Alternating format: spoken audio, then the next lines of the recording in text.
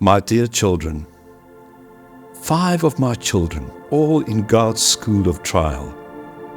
I felt there was just one thing we could do, to ask God to be to each of them just what they needed, and to work out in them His blessed, loving purpose.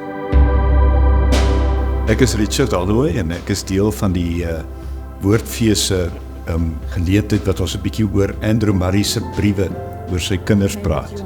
So ons gaan dit voorlees en die briewe dan so vir mense wys en ek het baie opgewonde geraak daaroor.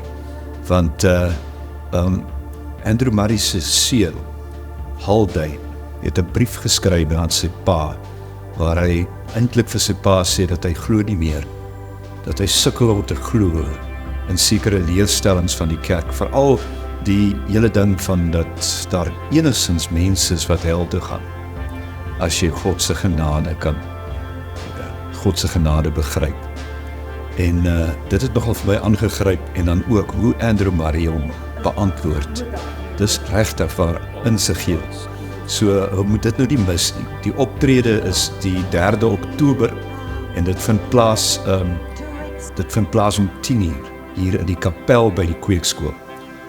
Maak toch 'n plan en kom kyk hier.